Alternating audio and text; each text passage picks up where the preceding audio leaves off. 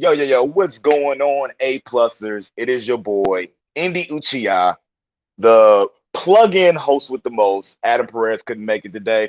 It'll be all right, though, because you got me, and I guess we're not a round table now. I guess we're more like just a square table. I guess that's how it goes. And you got Turbo Stew, What is Mr. going on? Stewart, in the building. Yeah, how's I it don't know. going, My Stu? table here that I use as a desk is really more of a rectangle, but square works as well. Yeah, I think I got like a trapezoid or something over here. It just feels weird not being. I guess with the three of us, not even a round table. It's more like a triforce. Maybe we should start I guess saying so. the triforce of heroes. Oh my God, that's what we should be next time all three of us are on together. We're just the Triforce. Yeah, that'll be amazing, man. Adam will be missed, but Adam will be back next week. Had a 4-day weekend. Decided he just wanna. It was a lot of news that came out, and launching this new YouTube channel. A lot of hard work. So rest up, boss. We got you. We'll hold you down. What you get into this week, Stu? Man, this week not much. I finished a short film actually that I was telling you guys about earlier. Essentially, it's a Kamen Rider short film, essentially just kind of using stock footage from Kamen Rider along with some scenes that I shot like outside of it, kind of like what they do with Power Rangers. Or sorry, exactly like what they do with Power Rangers. It's pretty fun. I'm trying to figure out how to distribute it though, because I discovered even putting it on YouTube under like private, it immediately got blocked. So yeah, I'm gonna try to figure that out sometime in the future. But yeah, it was definitely a fun project to work on. I still gotta finish the editing because it's a bit of a rough cut, but it's still a lot of fun. That's really dope. I'm actually looking really interested into checking that out because, like you said, that's exactly what Power Rangers did. And I'm pretty sure you're better than what Hasselblad could ever do. You know what I'm saying? You got Well, a way better mind than what he has. I wouldn't say that because at least they had a budget. At least they can like actually do fight scenes. I don't know how to do either, so Yep. You'll get there. You'll get there. Well, we got a lot of hopefully. stuff to cover today, but let's check out and see who's joining us in the chat. Right now, we got Jessica Freeman. What's going on, Jessica? Like to see you here. Like to see you here. She said, "Would you like to see a live action Young Justice movie one day? And what would you like to see in Young Justice season 4?" Mm. Hmm. Yes, definitely. And as for season 4, um, we haven't been introduced to the Red Hood yet, right? No. I would No. really like to see him come onto the show, well, along with a few other Titans related characters. Just because it kind of seems like they're not really going to be doing Titans in that universe. It looks like it's just the Young Justice. So yeah, I think like a few more Titans related characters. Yeah, that'd be dope. I'm with that too. I would like to see. Yeah, I'm guessing Titans wouldn't exactly be Young Justice. You know what I'm saying? As a live action, I would like to see our version of Aqualad. You know, Mm-hmm. our version of Magan. It's a bunch that Young Justice does so well that I feel like would be really hard to transfer over to live action, especially a proper Beast Boy, because that was probably the worst thing I saw when it came to Titans was the interpretation they had of Beast Boy. But that would be a really interesting aspect to see what happens. Remember, guys, you can now follow us on A Plus Hero Report at YouTube. Check us over at Facebook, A Plus Opinions. Follow the A Plus More Phenomenal page. You know what I'm saying? All that good stuff, so you never miss out on anything we do. Submit your live questions to A Plus, wrong one, to A Plus More Phenomenal at gmail.com. Wow, look at me. I'm a horrible host already. I'm clicking the wrong banners. All That's good. I don't think amazing. we have the actual banner up there, so it's all good. Yeah, definitely. But let's go and get into it. We got a lot of news that happened today. DC and Marvel talk. A lot of stuff is going on. So let's get right into it. When it comes to the HBO Max shows, we know one of the big series that were coming out was Green Lantern. And now we have a showrunner and a writer attached to the series itself, which I'm really, really excited about because it has ties to what's went on with the Green Lantern movie, which I actually enjoyed. I don't know about you guys. I actually liked it. So check this out, man. For real, for real. Uh, Told by the Hollywood Reporter, Seth Graham-Smith to write and showrun the HBO Max series. Mark Guggenheim will actually co-write the inaugural episode. Uh, we all know Seth Graham from the Abraham Lincoln Vampire Hunter. He's novelist turned screenwriter on such movies as the Lego Batman movie. Everybody loved Lego Batman movie. And will act as a showrunner for the DC Comics based series and will co write the inaugural episode with Mark Guggenheim, the co creator of the DC shows Arrow and Legends of Tomorrow. The Green Lantern is a 1 hour drama, has been given a 10 episode straight to series order. It hails from Berlanti Productions and Warner Brothers Television. Greg Berlanti, who we all know created the Berlanti verse, not just when it comes to the superhero series, but also series like All American and different things like that on the CW. He has been keeping us entertained for years. Greg Berlanti and Jeff Johns, the co-author turned DC show creator, were involved in the 2011 Green Lantern movie, as was Guggenheim. While, as we know, that movie did not receive the box office shine that it should, the show is being seen as a way to course correct and reintroduce one of the longest lasting names in superhero comics. The makers are describing the show as a saga spanning decades and galaxies and will feature a host of Green Lanterns. And this is what I found really, really important. The Galactus police officers that patrol the known and unknown universe. The show will focus on Earth centric lanterns, Guy Gardner, Jessica Cruz, Simon Boz, and of course, to me, the original Alan Scott. And will also have lanterns fan favorites such as Kilowog and Sinestro, who we know actually turned into a villain. You know what I'm saying? The end Yellow Lanterns. Scott was the original Green Lantern. We know. I think it was the 19. I should just look at the article. I know it's right here. 1940s All American Comics 16. I was going to say 1930s. In the past decade, I think he's been reincarnated as like a gay character. Gardner, as we know, was the fight first, foul mouth. You know, I punch through a wall, run through a wall first. Cruz was the you know what I'm saying, the BA Latina, and Bax was the first Muslim American lantern. And those two are more recent incarnations. What I find really important is that Lanterns, Hal Jordan, perhaps the most known in the entire Green Lantern franchise, probably the second most known, John Stewart, and one of the most popular ones, Kyle Rayner, will not be part of the show. Now, that's kind of crazy to me, right? That the three most popular lanterns, when you're doing a Green Lantern show, you're not going to have them a part of the show. How do you feel about that, Stuart? Honestly, that doesn't surprise me at all because yeah, I kind of figured they were gonna save those guys for when it comes to the actual movies. So I kind of figured that was gonna happen. What surprised me though the most about this whole thing were all the lanterns that are gonna be involved because Jessica Cruz and Simon Boz make sense because they essentially kind of became lanterns at around the same time. They're kind of a buddy cop duo essentially. But Guy Garner and Alan Scott and Jessica Cruz and Simon Boz don't really have that much connection with each other. So my question is like, when we go from one Green Lantern to another, is it going to be like almost kind of treated like an anthology series, like we're just going to skip from one Lantern to another, or is there actually going to be any connective tissue between the four of them?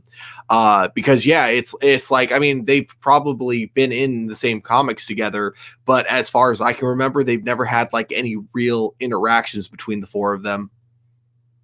Yeah, I 120% get that. It's very interesting to me that they would take that type of, I'm guessing, direction when it comes to doing something like that. I just don't get it because to me, if you want to make something that's going to be super popular, why wouldn't you use the most popular characters? Mm-hmm. I mean, Jessica Cruz has been gaining popularity like crazy when it comes to the comics, especially the animated, you know what I'm saying, series and films that she's been in. She's a fan favorite. I'm seeing at cons people cosplaying Jessica Cruz.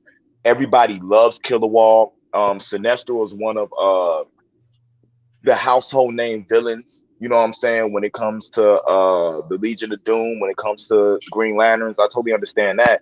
But it just totally feels like if you're gonna have Sinestro and you're not gonna have John Stewart or you're not gonna have Hal Jordan, the stakes don't seem like they're high enough. You know what I'm saying, and what's gonna go on. So I'm pretty curious of what they're gonna do with that. I trust them. I trust Greg Berlanti with anything right now, to be Mhm. totally honest with you. I feel like he can do absolutely no wrong.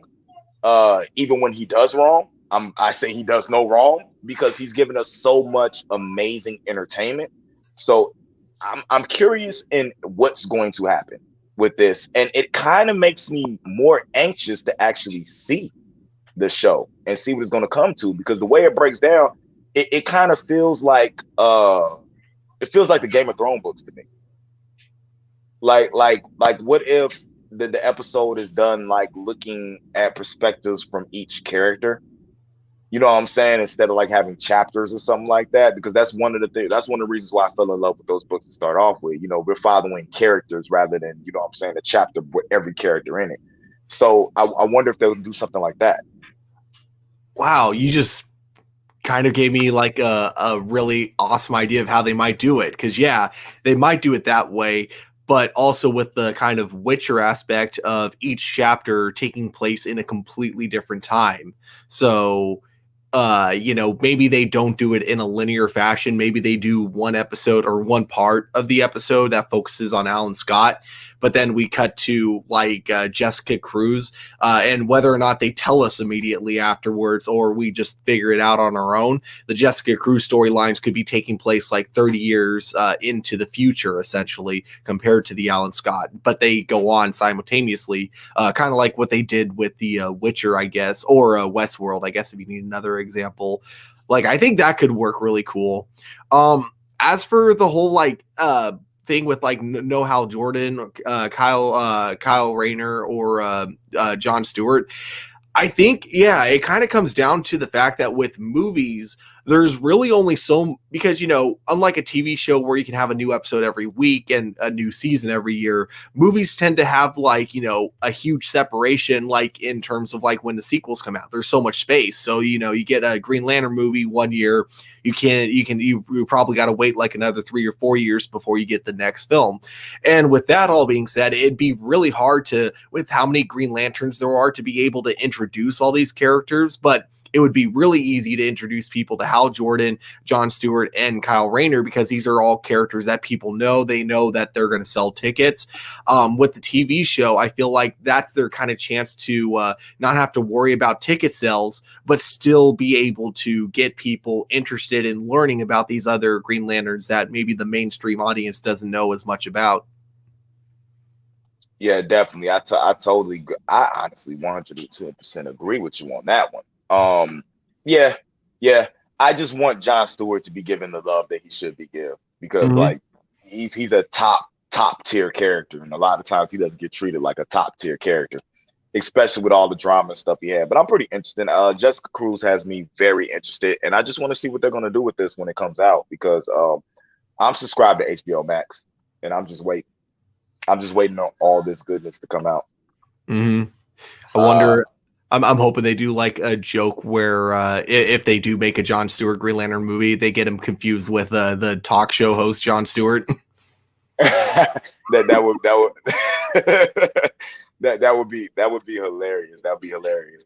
And Yeah. and and if they and another thing, if they do it, if like something like if they are jumping around in time, it could definitely be something like, what if it's something that Alan Scott does, and like years later it affects something that Jessica Cruz and Simon and them have going on. You know what I'm saying? And they're trying to piece together what Alan Scott did, but at the same time, you're watching in real time, you know what I'm saying, what he did while they're trying to figure it out. And that type of aspect, that'd be pretty cool too. That would Because be we don't have a amazing. lot of shows that do that. Yeah. Yeah, definitely. Definitely, Yeah. So I definitely. feel like, yeah, when you're doing multiple timelines, there's like a lot of fun ways you can play with that. Definitely. hmm But Moving on, moving on. I know everybody's excited to see what HBO Max is going to do with all these properties. But moving on, we got some bad news. We got some really bad news going on right now. There has been another delay of another movie that we are waiting on. And no matter what we try to do, these delays are just going to keep happening. We're not going to be able to stop it. Yes, The Dark Knight, the Cape Crusader, Mr. Flappy Flap himself, no superpowers, the billionaire, the Batman has been delayed until 2022. But the one thing we do get out of that is that the Matrix 4 is moving up to take the spot the Batman had. So at least we get something good out of it. On Variety, they report that the Batman will no longer hit theaters in 2021. In another major release or calendar overhaul, Warner Brothers has delayed the comic book adventure and a number of other movies, including The Flash, which I feel like now is never coming out, Shazam 2, which did that even have a release date? The Batman starring Robert Pattinson as the Cape Crusader has been scheduled for October 1st, 2021. It is now set for March 4th, 2022, my birthday month. Yay! As reported earlier on Monday, and that the sci-fi epic Dune is no longer premiering on December 18th. I mean, we're just getting hit all hard and will instead move into the October 1st, 2021 date that was previously held by the Batman. Hey, I rock with that. Other significant shifts include the Matrix 4 bowing several months earlier than expected, the upcoming sci-fi thriller, which sees the return of Keanu Reeves and Carrie Ann Moss, has been set to open up on April 1st, 2022, and is now debuting December 22nd, 2021. Hey, hey, I rock with it. One, the Matrix coming earlier is all good with me. I dig it. Two, the Batman coming out in my birthday month. I dig it. I rock with that. And Doom coming out when it comes out, I'm all good because I really need some of these movies to move around so I can actually go see them. Mhm. I don't I need was all gonna of them at one say time. that was the one thing that worried me originally because they first announced Dune being moved to the same date that Batman was in. So I was worried for Dune's sake because it's like, oh man, everyone's going to see Batman instead of Dune. So I was worried that that movie was going to do like really bad.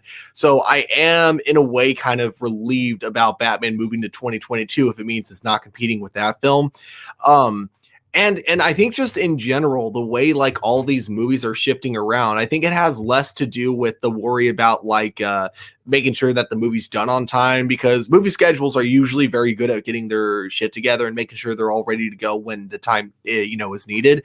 But I think one thing they are all worried about is because of all these movies that were supposed to come out this year and are being delayed till next year, there's going to be so much more competition every month, so many more competing movies. And I think that's like the main factor in why some movies are being held back until the next year, because it's like more of they don't want the films to be so overly competitive that it just makes people not care about going to the movies anymore. There is such a thing as too much of a good thing. And if you have too many good movies coming out in one year, people are going to get fatigued of going to the theaters, and it's going to hurt the movie industry as a whole. So I think the less films they have competing with each other, the better it is for the industry as a whole, essentially. I think you're Yeah, muted. yeah, almost got. I know I almost forgot to unmute myself. Yeah, yeah, I definitely dig that. It's definitely better for the whole for more movies to be spread out so they're not competing with each other. But man, when's the last time you've been to see a movie? Oh God, I miss going to the movies. Uh, yeah, last time I think was the movie. Oh God, what was that called? Damn, and I really liked that movie too, and I can't remember the name of it, but it was the one with Tom Holland and Chris Pratt, the Pixar film. Onward, yes. Onward was really, really good. Was really, really good. It was surprisingly better than what I thought it was going to be. Yeah. The last movie I went and saw was New Mutants. And unfortunately, I went to the drive-in. And as wonderful as the drive-in experience used to be, That was the worst experience I ever had seeing a movie. It was because the movie itself was dark. You couldn't see anything because you're not watching, you know what I'm saying, your high definition screen and stuff. They're just using the projector to put it on a friggin' white wall, and you can't see whatever's going on. You can't hear anything. Everybody's flashing their lights and honking. It wasn't the same experience that I remember as a kid. So I remember us talking back in the day about how drive-ins would probably be the way to go. They got a lot of updating with technology go to make it run. Like I am Mhm. really missing movie theaters. I'm missing the comfort of those seats, having my overpriced snacks, because regardless of how much we're paying for those snacks, they were delicious. Them nachos, them hot dogs, like nothing tastes like that when you're watching a movie. Them Coke, I don't know what they do to the Coke machine. I don't know if they got that double filtration through the coldness like McDonald's got, but those Cokes taste different. You know what I'm saying? When you're sitting there Mhm. watching something that you want to watch. So it's very interesting to me what they're going to do. The Batman moving back, especially with the COVID stuff that they had, with the production delays, I think it's better for that movie to do that, to be able to promote hype, because now we're in tune with the movie after we saw the little trailer teaser that we saw and everything like that. We're a little more, oh, it might be good, because everybody's worried about it being a crappy movie, right? Mhm. Uh, Dune, Dune is gonna do what Dune do. Dune is like Star Wars. You may hate the new Star Wars movies, but if you're a fan, it don't matter who's doing them, you're going to see them. Yeah. Yeah. And like just who they have directing the Dune movie. I don't think this guy has ever made a bad film. And it's like amazing because his movies don't tend to make that much money, and yet Hollywood recognizes that they're still masterpieces, so they still give him like a blank check for all of his films. So yeah, that was like my biggest worry is I feel like Dune wasn't going to be doing that good if it competed with Batman, because a lot of people would probably realize that this isn't going to be your, usual sci-fi movie filled with a lot of action and a lot of like just cool visuals. Like it was going to have those, but essentially the main focus of a lot of his movies is, hey, I'm trying to tell a good story first. You'll get a lot of those cool things that you wanted. You want that action, you want that really awesome visuals, you'll get that. You got to be a lot more patient, though. You got to not order the extra large Coke because this is probably going to be a 3.5 hour movie, like Blade Runner 2049. Yeah, definitely. The thing about Dune is Dune's gonna tell you a story. Mm-hmm. It's and if you miss any piece of that story, if you don't know the story to start off with, you're gonna be lost. Yeah. That's what it is with Dune. Dune has beautiful set pieces. We already see they have one of the best casts that we ever seen before in a movie. They just went, who's in Hollywood? Who knows this story? Let's put him in the movie. That's basically what they did. I'm looking a lot forward to that. Now, the Matrix 4, on the other hand, eh, it's like it's one of them things where I'm like, yeah, I'll watch it, but like they might be 10, 15 years too late. You know what I'm saying, to get the Mm-hmm. excitement off that movie. How do you feel about that? Ah, man. I'll definitely see it. I wouldn't say I'm super hyped for it because I feel like the Matrix 3 had like such a definitive conclusion. I don't know where you go from there. They pretty much just wrapped everything up. So like whether or not you like the Matrix 3 or not, they did wrap everything up perfectly to the point where it's like, how can you like go, where do you go from here? So part of me is still intrigued to see what they do with the story, but at the same time, I'm going to go in there open minded. I wouldn't say I'm super hyped for it, at least not yet. I got to see a trailer before I really like and decide if I'm actually hyped for this movie or not. Now, see, when it goes with me, I'm trying to figure out where do they go, because I'm not for them resetting or that being something else in the Matrix. Like, how are some of these people alive that are Mm-hmm. coming back to do this movie? That's one of the interesting things to me. Like, Neo should be dead. Mm-hmm. Like that was the perfect ending for a hero sacrificing himself and for like the greater good, you know what I'm saying, type deal. If we get the Oracle or the creator, I forget what the dude behind the, you know what I'm saying, screen was, with the two warring factions, like they were just playing the Yeah. game. If we get them that they just reset the game and put the pieces back on the board, I'm not for that. I'm Yeah, I definitely agree. not for that. And so It feels it feels like they could, but they technically already did. So even this wouldn't really work. Like they could go with the whole like Jesus symbolism of, oh, he died, but now he's resurrected again type of thing. But they already did that in the first movie when he gets like shot at the very end and then comes back and then defeats the agents. So, even with that, I still am not 100% sure what they could do with all that. Yeah, yeah. So I'm curious, especially with all the Wachowskis not attached to it. Mm-hmm. I'm wondering what they're going to do with that. But as news comes out, we'll keep covering it. We'll keep seeing what's going on. Maybe it will surprise us because Keanu's been attaching his stuff to pretty cool stuff, even as cheesy as the Bill and Ted movie was. You know what I'm saying? Yeah, It was actually entertaining. I thought So so too. yeah, he's not missing right now. I don't think Keanu's ever missed, to be honest with you. When it comes to movies, he never attaches his name to something that isn't going to be good. So we'll see what happens with that. Moving on in a second, I want to acknowledge a couple of people that we got in here. We got Shadow Nova Productions in the house. What's going on, Shadow Nova? Hello, hello. How are you doing? And we have Alec, formerly Forever Grin, now Power Rangers in your area to honor his fanship of Power Rangers and Blackpink. So, so big ups to Power Rangers in your area. I do believe we got a live question from him later. So if you make sure you tune in to the end of the show, we'll make sure we get your live question read. Now, let's get off the comic book stuff for a second, right quick, right? Let's go into something that has I don't know if we're gonna say any of these movies were actually good. We know the No. games were good. We don't know if the movies were good, but they're definitely gonna take another swing at it. Yes, they are rebooting Resident Evil. Why? I don't know. It worked for the game. Maybe it'll work for the movies too. Right here on Deadline, Resident Evil reboot, and I'm going to slaughter these people's names. Kaya Scolaro, Scodelaru, Robbie Amell, Hannah Jo Kamen, and more to star in an origin story adaptation of Resident Evil. Constantine Film has set in motion a new adaptation to add the ever-expanding Resident Evil movie franchise. Constantine and writer-director Johannes Roberts says Tuesday that they have conceived an official origin story adaptation with faithful ties to Capcom's classic survival horror games. The story is set in 1998 on the fateful night in Raccoon City.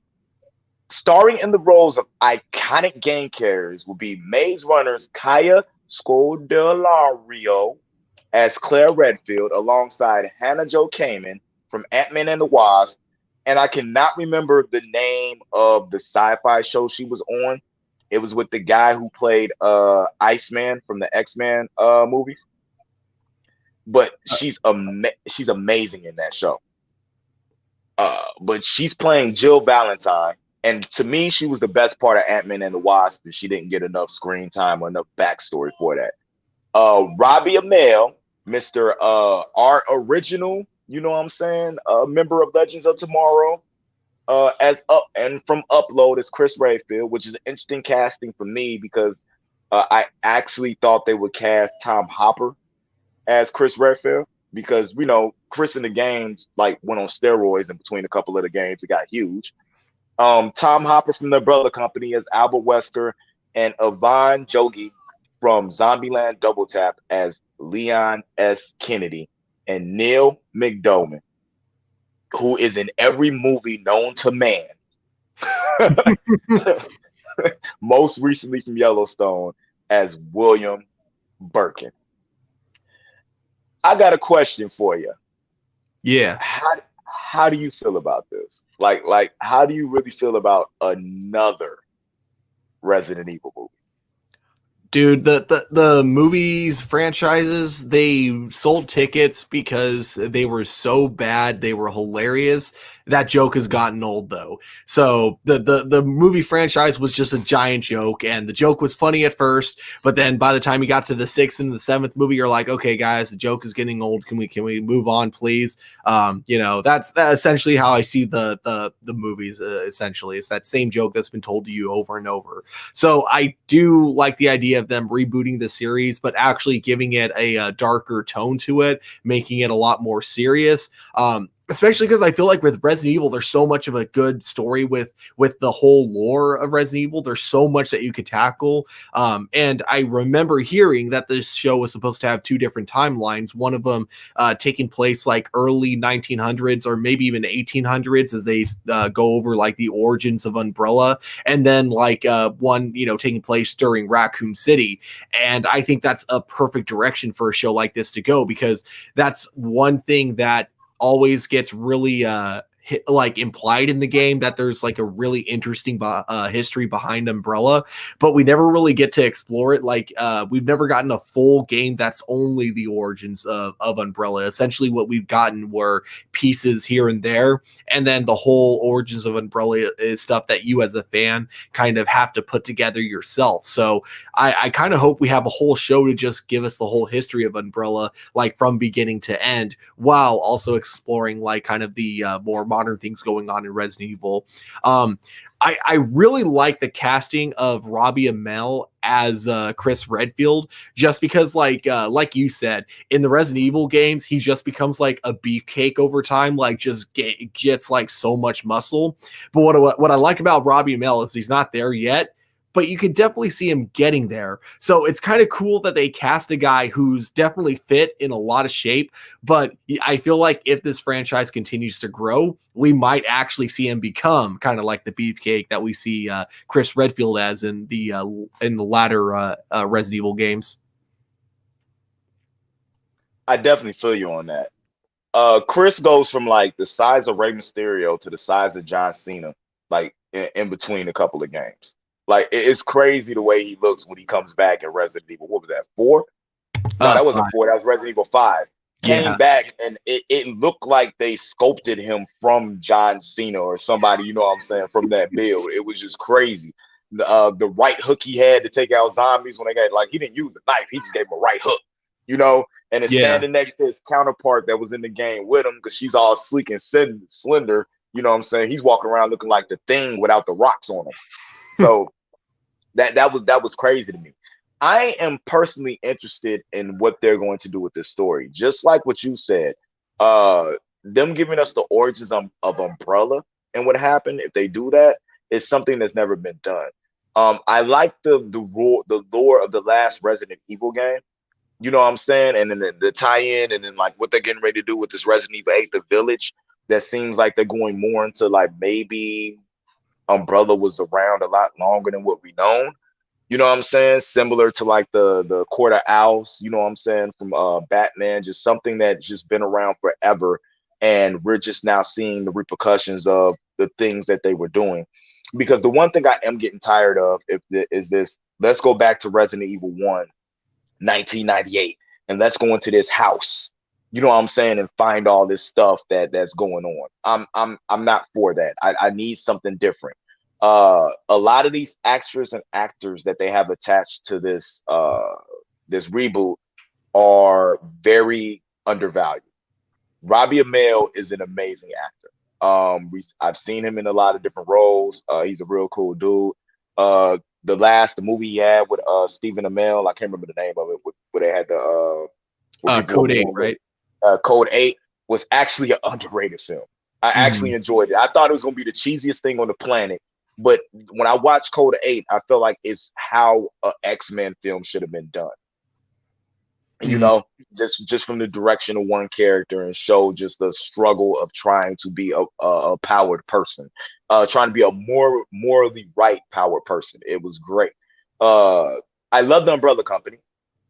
You know what I'm saying? And the actor that we have here is one of the reasons why I love the Umbrella Company, because he had one of the craziest up and downs, you know what I'm saying, in the 2 series of that show that I ever saw. Yeah, he went from one thing to another thing and then came back up. Like the dude has amazing range. It's almost like watching a child you know what I'm saying, learn how to do stuff for the first time, watching that character. So him playing Albert Wesker is going to be really, really interesting to me because I don't think we've seen that out of him as an actor at all. I'd I'd say the one I think it's the really buff guy from Umbrella Academy, right? Right. Uh, my only thing, and this is just me being a nitpicky fan, is that I always saw like what made Albert Wesker kind of interesting as a character is that you look at him, and it's not that he doesn't look like super unthreatening, but dear God, when you look at him compared to Chris Redfield, you're always kind of under the assumption that Chris Redfield could kick his ass, and that's why it always becomes like surprising when you actually do see them duke it out. And Albert Wesker is always like just beating the crap out of Chris Redfield, and I always thought like because of his slim body, it made it like that much more interesting. So with them kind of going with a guy who's like just straight up bigger than Chris Redfield, that's kind of the one thing as a fan I find a little bit disappointing. Plus, like not to mention you have like the perfect actor to play him, and no one's utilized him yet for that. James Marsden, I think that's how his name's pronounced. The guy that played, yes. Spike from Buffy the Yes. Vampire Slayer. He would have been perfect Yes. for Yes. Yes, accent and all. Give me the accent. I don't even care. Like he would have been perfect for that role, because that like you said, Albert Wesker isn't really that imposing. Like he seems like he outsmarts and then ends up getting abilities, to end up being stronger than his opponents, to the point where I think we got to the end of Resident Evil 5 and it even took a souped up Jill Valentine, you know what I'm saying, to take him out. So it's pretty interesting in what they're gonna do. I wonder if he'll slim down for it. Mm-hmm. Like if it's something where and I'm worried about what's gonna happen with Umbrella Company. You know what I'm saying? Like if they're finna go, like what's gonna happen with the season Umbrella Company, or what's gonna happen with this character Umbrella Company if this Resident Evil thing takes off. That's got. Well, I wouldn't worry about that because they're both Netflix shows. So I'm assuming knowing Netflix, they're going to be very smart about how they schedule it, so they don't like have one conflicting with the other. They better not kill him off on Umbrella Company. They better not kill him off. He might be, to be honest, he might be the most worthless character on the show, but don't kill him off on the Brother Company. I love the aspect of his relationships, you know what I'm saying, with people on there, and like the good old boy that's not really good type deal. Like I really like that. I don't think it works without him, unless somebody else takes up that mantle. Well, I'm not going to give them any ideas. I'm not for giving away free ideas. I'm not like you, who gets your ideas stolen, like the whole Santa thing. I'm not giving up free. I'm not giving out free like that. You got to come see me. Come talk to us. You know what I'm saying, Stu? You might have some copyright thing. You might have some with copyrights because you have the statement. I believe you had. Did you have that recorded? Did you say that live when you said that? No, I do have the script though on Celtics, and it does have the date of when I started working on it. So maybe I could like send that to Mel Gibson and be like, "Hey, Mel Gibson, cease and desist on your Fat Man movie." Yeah, definitely. Oh, Power Rangers in your area. When I read his comments, I'm just gonna go. Dun, dun, dun, dun, dun, dun. We know who we're talking about. They really need him. Now that things are getting crazy for season 3, no spoilers, but crazy. We got Reggie in the building. He says, "Fat Man." He says, "It's in text." Yeah, that's all that matters. We got the date in which you wrote it. Exactly. In text. We're submitting copyright. That's copyright infringement. You know what I'm saying? You will not take my man's idea. Like for real. That, like I think somebody linked it. Let me think. I think Renee leaked it. I think she took it out there. That's where she got the money to upgrade all her stuff for her streams. Of course, that has to be what happened. It's always Renee.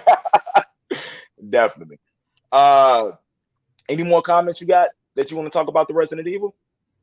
No, I think I about covered it. Oh, the other one, but I say this jokingly because I know it wouldn't work because they're clearly going for a much younger cast. I remember when they announced who was playing Leon, my first thought was, they should have gotten Jason Font from Power Rangers Time Force to do it. they used his likeness when they made, I think it was Resident Evil 6. He was the motion capture dude that they used for Leon. So I always thought, man, he would make an awesome live action Leon. But I kind of get why they're not doing it for this, because I think they are kind of going for the really young cast for this movie. Is my guess. I think they're going for diversity. When Mhm. I look at it, a lot of these characters aren't the same. What's the term? Ethnicity that they were. You know what I'm saying, in the game. So it Yeah. could be something where they're going for diversity. But man, you talk about age. Jason Fart still looks like he's in his 20s. Oh yeah. Like, He have never you really seen showed that for his man's age. No Instagram? kidding. Yeah, Oh yeah. his skin is glistening like a baby's bottom. So they could have used him with no problem.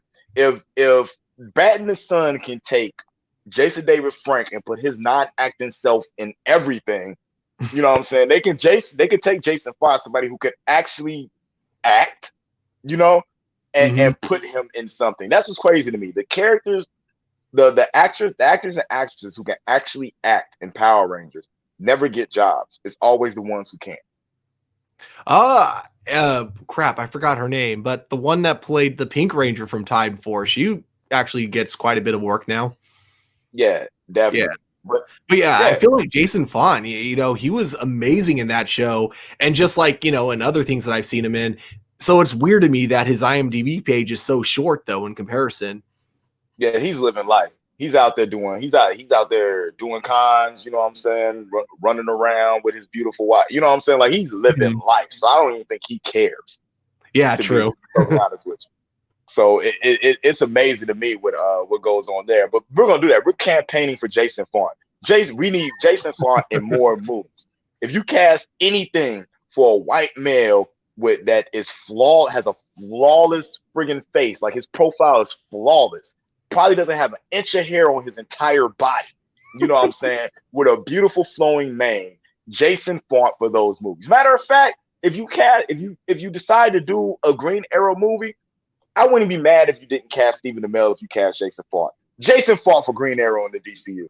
That would be freaking awesome, not gonna lie. Let's go. We're started here. Reggie Adams, somebody on the APlus Twitter, Jason Font for Oliver Queen in the DCEU. Hashtag Jason Font for Oliver. Reggie says Jason is a vampire because of he had him still looking really young. he has to be. He has to be. Jason and the dude who played in the Vampire Diaries, who played the elder, is it the elder brother? The one who's on the Netflix series now. That dude never ages either. The dude who played Damon Salvatore, he never ages either. You know what I'm saying? So neither does Benedict Cumberbatch. Amazing the kind of health you can give yourself when you have that Hollywood dough. Yeah, you know what I'm saying? I think he might really be Doctor Strange. The man just doesn't age. Like, for real, for real. But we're looking forward to that Resident Evil reboot, y'all. We're gonna see what happens. I'll watch the first episode and I'll let y'all know then, because when it comes to shows like that, I'm really judgy. If the first episode isn't good, I'm not gonna watch the rest of the series. Fair enough. I feel like So, that is a or show we should definitely review on the channel when it comes out. or if it's bad, maybe I should review it so it gets canceled. There you go. Actually, that's not a bad idea. For once, we want you to get the show canceled, Indy. Yeah, just have me review it. It'll definitely get canceled. But going back to MCU news, man, uh, I don't know if she meant to do this or she was supposed to do it, but Miss Natalie Portman, the person who should not be playing Jane Foster, but she is going to play Jane Foster, so I can't be too mad about it. Natalie Portman actually hinted to the cancer storyline in Thor 4. On an article, with this article from Screen Rant, Natalie Portman hints that Jane Foster's cancer storyline from the comics will factor into Thor's Love and Thunder, like we didn't know already. Announced during last year's San Diego Comic-Con. That was last year. It feels like it was a lot longer than that. It really does. Uh, because this Again, year has announced. been so slow. Yeah. 2020 needs to be over with. Announced during last year's San Diego Comic Con, the film brings back Taika Waititi in the MCU as he directs God of Thunder's Chris Hemsworth full solo film, which I don't even count as a Chris Hemsworth solo film. Like I don't even count this as as the fourth Thor. This is just Love and Thunder. Aside from Thor, however, the sequel will also bring back Jane, who is set to assume the superhero persona Mighty Thor. Uh, we all know Jane from Thor 1. She was mainly depicted as Thor's love interest. She was one of the main characters that came back in Dark World, and she was a cameo in was it Infinity War or Endgame? It was Endgame, right? She had a cameo. Yeah, in Endgame. But then again, I don't think she was even on set for that cameo. I think they literally just used footage from Dark World that never got used in the movie. Okay. But before Endgame even came out, I believe like she was up on stage or something like that, and they announced Mighty Thor. Or maybe that was after. I don't remember. All this is starting to blur together because of COVID. Thor Ragnarok revealed that she had broke up with Thor behind the scenes, which was funny because that was that whole Loki and Thor interaction when, Mhm. when he was arresting him. At this point, there's a general assumption that Portman was simply done with the MCU and that this was Marvel Studios' way of writing her out without any fuss. This is why everyone was surprised to learn that not only is the actress returning to the universe after years of being absent, that she is also going to play a bigger role as Mighty Thor.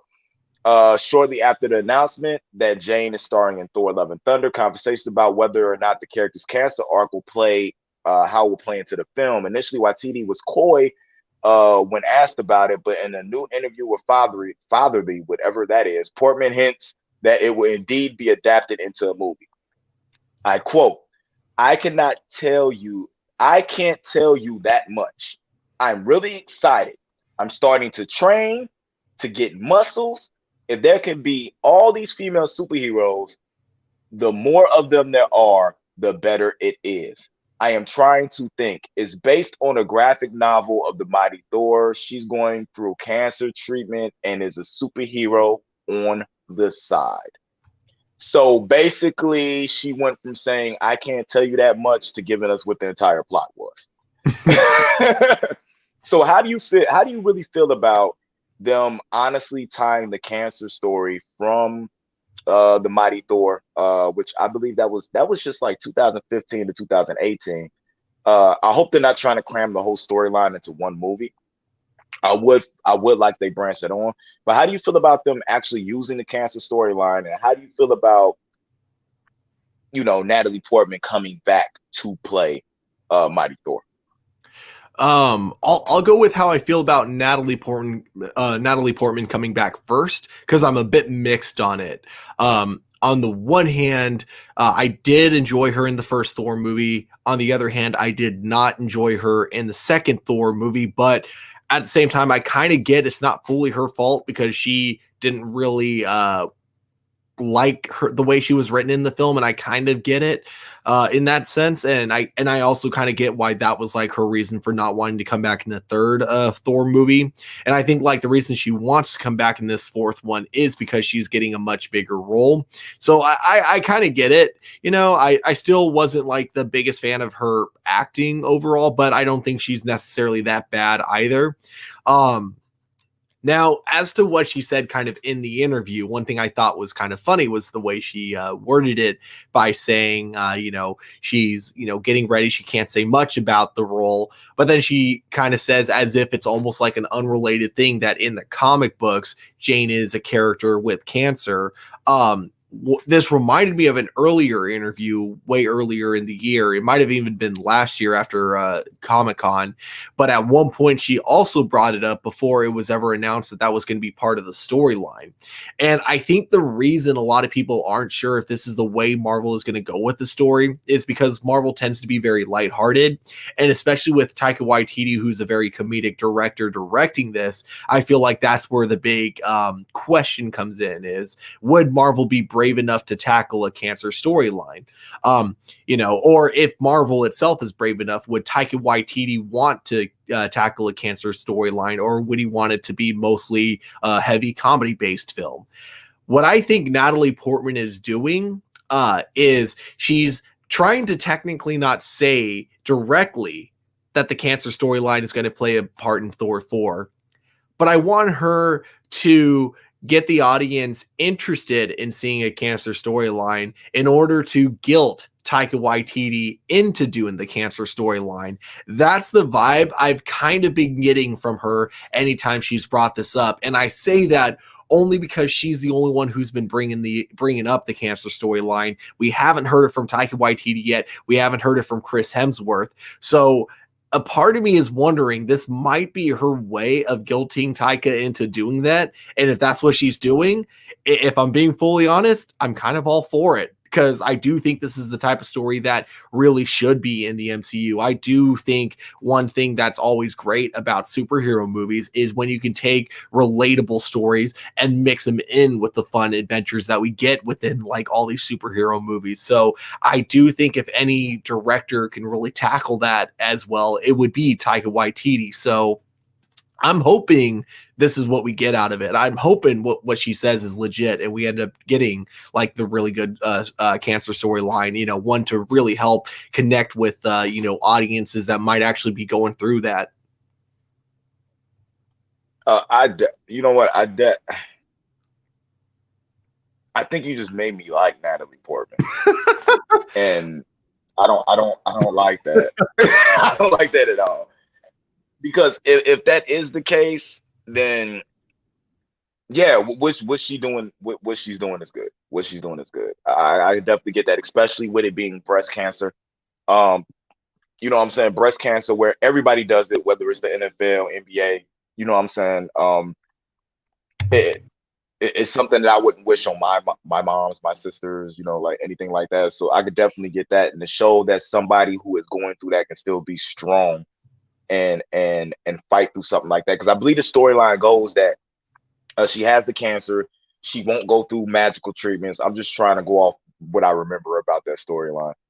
She won't let magic do it. She's doing the chemo thing. But every time she turns into Mighty Thor in order to fight some type of evil, the magic, what I'm saying, from being that or whatever it may be, is expelling all foreign antibodies from her system. So that would be, what I'm saying, even the chemotherapy that she's going through is being taken out of her body, and she's just making herself sicker by fighting, what I'm saying, by fighting crime. So that is something that I'm very, very interested in. As the dog's going crazy, that is something that I would want to see depicted on screen. My only thing is that I don't want to see Natalie Portman portray it. As Reggie says, Natalie Portman should not be in any genre movie. You never hear me, you never ever see me and Reggie agree on anything, and I agree with him on that. I believe she is not a good actress. I'm having all types of technical difficulties over here, people. Camera just doesn't want to stay up. No, camera just bonked on me. It was like, it's heavy. But that's gonna be pretty interesting on what happens with that. Yeah, agreed. Yeah, like I said though, I wasn't really a big fan of her in Thor 2, but I didn't think she was actually that bad in the first Thor movie. I did kind of like her in that movie, but it definitely does kind of feel to me that in the second one, they just really didn't know what to do with her character. But I also do think that it is kind of weird to just like have one movie where you didn't like where your character was, where they were going with your character, and then suddenly completely give up on the franchise immediately after that, rather than, kind of sticking through it. Like maybe it was in her contract that she only had to do 2 movies, but you would have thought they would have at least tried, she would have at least tried to do like a couple more, or at least one more before fully like kind of giving up on the MCU, to my opinion. But yeah, I guess it all just kind of comes down to we'll see how she does in this movie, and if she sticks around after this or not. Yeah. My thing is, if she's going to do it this time. You know what I'm Mhm. saying? Be all in if you're going to stick around this time. And if she could do that, I'd give her a chance to redeem herself. I just didn't like the way and the fuss that she did when she did exit, and arguing about, maybe that she didn't like the way her character was done in the Thor: The Dark World. The thing about it, it was a Thor movie. You were a key component of the movie, especially with having the Aether inside of you to move that whole Infinity Stone story along. But you weren't the main character of that movie. It's supposed to be how Thor dealt with somebody that he loves. You know what I'm saying? Being taken through this, it was almost like he was choosing between the person he loved and his home that he loved. You know what I'm saying? Type deal when everything was going on. That was supposed to be the aspect of that movie. And sometimes it looks like when she was playing the role, even in her speaking lines, like she wasn't all into it. You know what I'm Mhm. saying? Like she was just going through the process of doing what she doing. I really wasn't digging that. I kind of felt that through it. So um we'll see. A plus more phenomenal, which I believe it should be Adam. Is that Adam chiming in right now? Probably. Is he just logged in under the wrong account? I guess. Hopefully this will really give the audience something to care about when it comes to Jane. I Mhm. agree. I agree. If it's something that they can do to make the audience really care about a character that they really don't give, that they don't care nothing about, it'd be pretty interesting, So we'll see what happens, because I mean, I cared about the rat that walked across the thing to save them. You know what I'm saying, in Infinity War, like or was that Endgame? I keep getting those movies That was confused. Endgame, yeah. Yeah, that happened in Endgame more than I care about Jane Foster right now. So it's going to be pretty interesting to me to see what that goes on. Adam said, yeah, he stays logged into this one. Everybody, round of applause for Adam Perez, Mr. A plus himself, in the building, checking us out, making sure we're doing our job right. Make sure we're not just goofing off. Yeah. Yeah, Please don't definitely, fire definitely. us.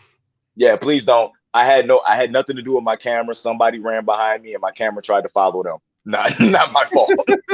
I have an amazing gimbal, except when it focuses on different people. Like they ran upstairs and went, "Ooh, look!" and decided to follow them. Uh, yeah, definitely. Look, Power Rangers in your area right now. Giving Adam a round of applause. We miss you, Adam. We miss you. Your beautiful mane, your sexy eyes, that amazing voice of yours. You know what I'm saying? Instructing us through the day. It's crazy. All right. Moving on to what is going to be our final story. Wow. When we don't have three people talking, we actually move through this pretty quickly, don't we? Yeah. Yeah, That's what that's we've been crazy. noticing like the last couple weeks with me and Adam. We've been pretty much getting these done like within an hour and a half. Yeah, it's amazing. Wow. So what you're trying to say is I talk too much. No, I'm saying the three of us all together talk too much. Yeah. Yeah, the conversations get a lot better. I really feel like when it's all three of us together that we're really having amazing conversations. It's almost like we're not doing a podcast. It's like it's just Yeah, three people who enjoy things, just having a conversation about what's going on. That's what I love about Hero Report. exactly. All right. Same. Yeah, I'm not even gonna take you off the screen. We're gonna share screen time on this one because you know what I'm All saying, right. you my buddy. Benjamin Cumberbatch has been announced, to be joining Spider-Man 3. I have no idea what's going on with Spider-Man, but I am all for it. I am 110% for what's going on right now. This comes from the Hollywood Reporter. Uh, the move puts Cumberbatch in the mentor role that was previously held by Tony Stark himself, Robert Downey Jr., and Samuel L. Jackson's Nick Fury. The good and the strange doctor has been caught in the spider's web. Benedict Cumberbatch is putting on the cloak of levitation. I like what they did there with that, and will reprise the Marvel supernatural hero Doctor Strange for the Spider-Man movie installment, starring Tom Holland and being made by Marvel Studios and Sony Pictures. The move puts Cumberbatch in the mentor role that was previously occupied by Robert Downey Jr., who was played by Tony Stark, who has played Tony Stark Iron Man in Spider-Man Homecoming, and by Samuel L. Jackson in Spider-Man Far From Home. Yeah, that is true. He's had a lot of mentors between the solo films that he's had. Like, Yeah. is every film you're gonna have a new mentor? The latter reprise, the latter I reprisal got gives something to say about that after the article. You'll see. yeah. The role gives Holland a chance to play opposite seasoned actors, gives Peter Parker a father figure, and gives the movies extra star power trying to lend themselves to the greater Marvel Cinematic Universe. This Spider-Man project already has some unexpected ties going on. As you guys talked about last week, bringing back Jamie Foxx's Electro, the actor combo last seen in the 2014 The Amazing Spider-Man 2, which featured Andrew Garfield as the web-slinging hero. Having Strange as part of Spider-Man may help explain the return of Electro. Cumberbatch is about to begin shooting Doctor Strange sequel, Doctor Strange in the Multiverse of Madness, which will explore alternate realities, and some speculate therein lies the cross-section. Spider-Man 3 is due to begin shooting in Atlanta later in October, while the Multiverse of Madness also expected to begin shooting this month, although in London. It is unclear when and where Cumberbatch will shoot these scenes. Marvel and Sony had no comment. John Watts, the filmmaker behind Homecoming and last year's Spider-Man Far From Home, is in the director's chair for the third installment, which Sony has dated for December 17, 2021, although moviegoers have now come to expect release dates to change thanks to the pandemic. This is very, very, very interesting. Yes. I want you to go ahead and say, because I think we have a similar aspect that we're going to take on this as far as it goes with the role models. You know what I'm saying? The father figures. What's your take on that? Um, Definitely like going into the team up aspect about it.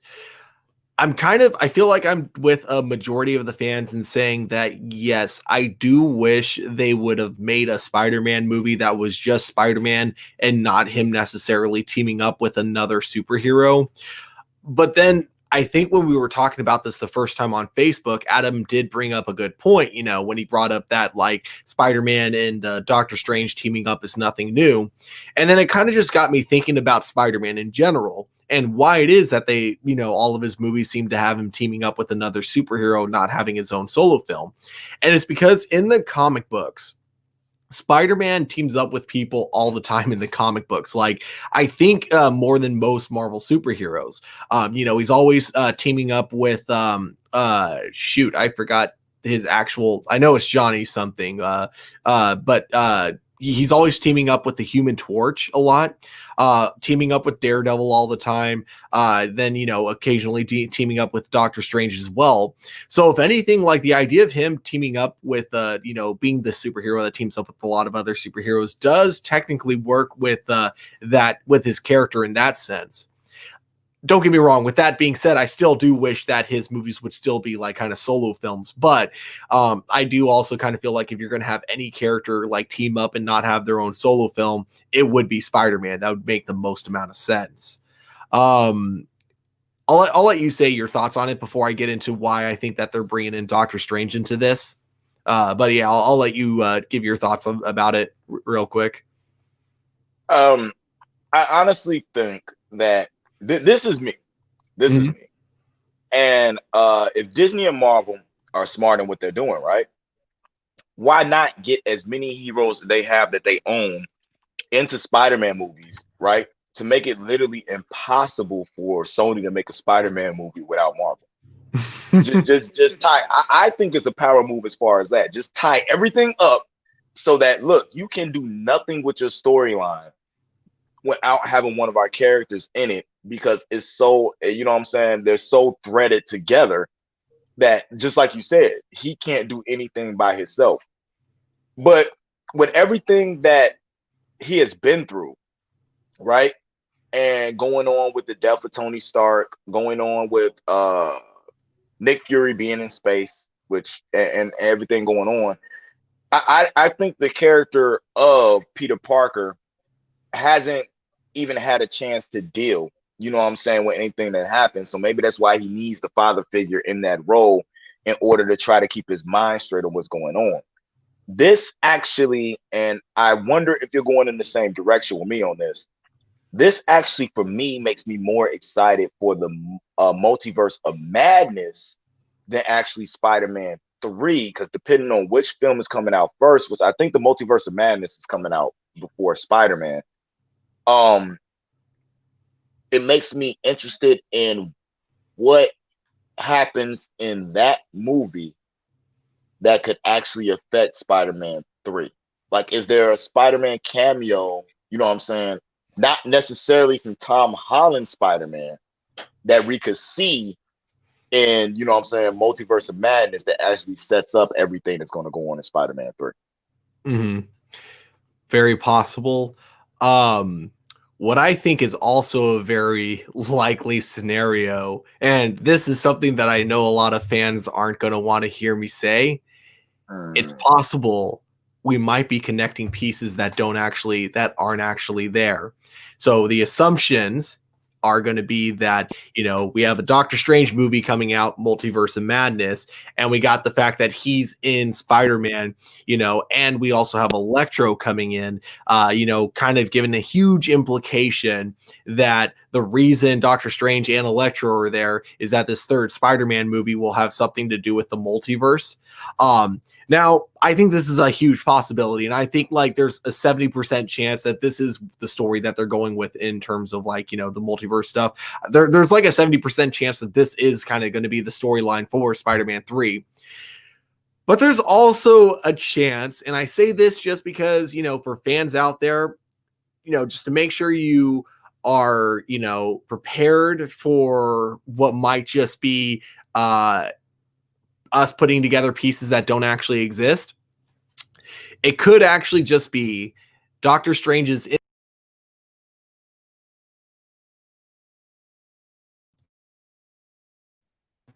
You just remove me. I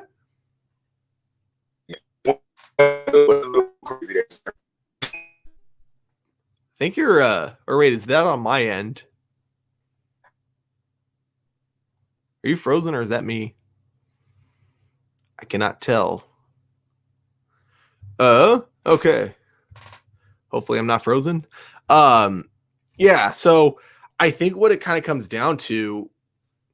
Oh wait, is Indy popping back up? What the heck?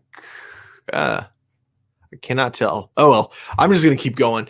What I think it kind of comes down to though is that Benedict Cumberbatch is going to be in this movie because Benedict Cumberbatch and Tom Holland have had really good chemistry outside of the Marvel movies, essentially. Like you'll notice in a lot of interviews, Tom Holland will be very close, like this close to spoiling something in terms of like the overall like MCU plots, and you'll have Benedict Cumberbatch like constantly having to, get him to shut up, make sure he doesn't say anything, right?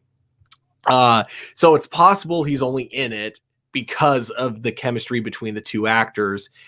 It's also possible that Electro's just in there because they thought Jamie Foxx had a lot of potential, so they wanted to, kind of let him fully utilize his acting and not be stuck with a really bad script that he was given in Amazing Spider-Man 2.